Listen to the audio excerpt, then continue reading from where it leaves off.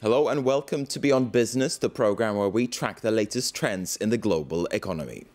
Today we're asking how companies best protect their intellectual property.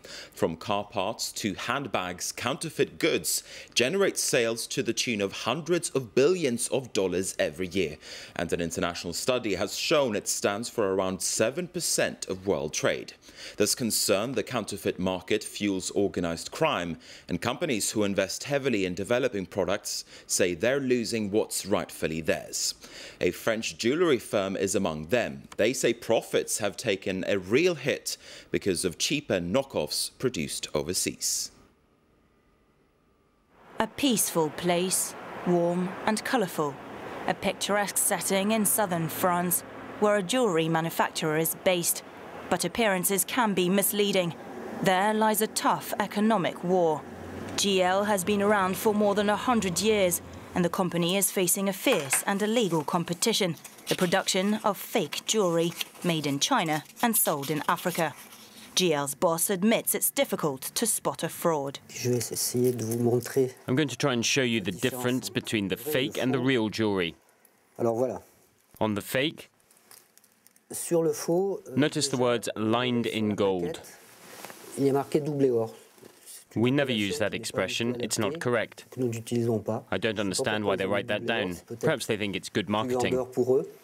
An expert can also check the quality of the jewellery, how refined it is. But for the average customer, it's all the same.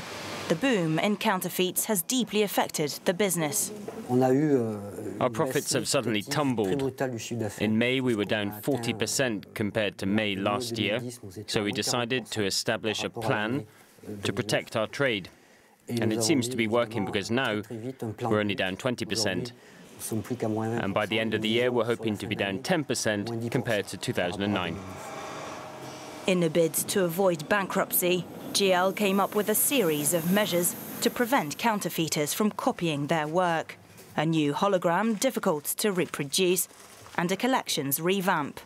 The company also hired economic intelligence agencies to investigate in China and in Africa. This consultant wants to remain anonymous. He led an inquiry in Benin, West Africa.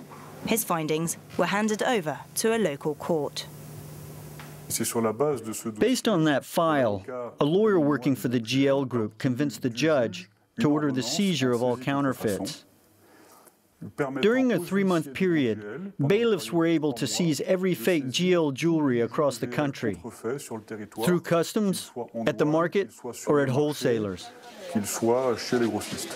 Investigators filmed this operation in Benin. We're here to see if the jewelry with the GL logo is fake. July 2009, bailiffs spot replicates at this wholesaler's. Thanks to a special device created by GL itself, they can detect a fraud, but the task is not always easy.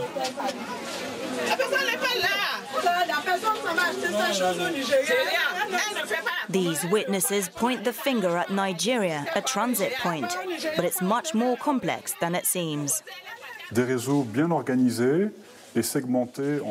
These networks are very well organized. They're basically split into 3 categories. Wholesalers who choose to sell fake GL products because it's much cheaper for them and the customer. Forwarders and distributors who operate by land, sea, and air, not only with Nigeria, but also with Asia. The investigation led us to producers in China. Authorities carried out several operations in China in September 2009. But one question remains: who are those counterfeits? According to the Economic Intelligence Agency, some of them are involved in other, more serious crimes. We discovered that some forwarders don't just pass on fake GLs. They also deal drugs and other fake goods. There's a growing concern with distribution because there are links with organized crime. It seems a small French company like GL can no longer avoid the consequences of this global economic war. And for more now on the counterfeit market, I'm joined here in the studio by Marc Mousset. He's from UNIFAB, the French Association for the Fight Against Counterfeiting. Thanks very much for speaking to us here at France 24 today. What's the best way of dealing with counterfeiting? Is the company GL that we saw in the report going about this the right way? Yes, I think that this company has done the right thing in a fast way, not waiting, not losing any time. But the first thing that any company has to do is to protect its IP rights. That's the first thing they has to do. I would like to make a point. Doing that, this company has spent a lot of money and resources. That's why counterfeit is a threat for the company. Because if this company do not react in this way, the risk is to lose jobs and maybe destroy this company. That's why a company under the threat of counterfeit has to react very fast, very quickly, organizing this sort of things with consultants, with investigators, protecting his IP rights, and working with the enforcement authorities to fight against sometimes criminal organization. But is it money well spent? You say that this company GL has spent a lot of money, but for instance, if we look at French businesses, those are the people that you represent, how big of a problem is counterfeiting for French companies, for example? It's a big problem. If you look at the pharmaceutical industry, it's a problem. If you look at the software industry, it's a problem. If you look at the car industry, it's a problem. If you look at the toy industry, it's a problem. And now it's not only one company that could fight against counterfeit. It's something that must be done through a large alliance with companies, public authorities, and consumer association. Because at the end of the day, the problem is about the jobs, the enterprise, and the consumer.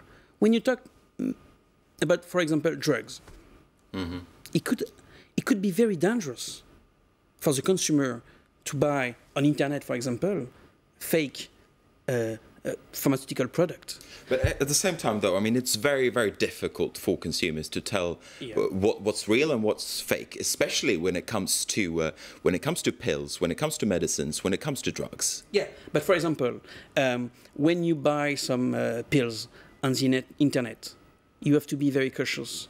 Are you sure when you buy pills on internet they are genuine?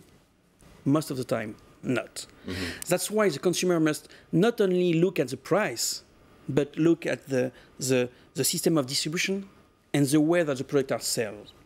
And that's why the consumer and the consumer association, the consumer organization, must work with the public authorities and the companies and the association like UNIFAB to inform, to develop some campaign, to give to the consumer the awareness about what is counterfeiting and what are the risks behind this product.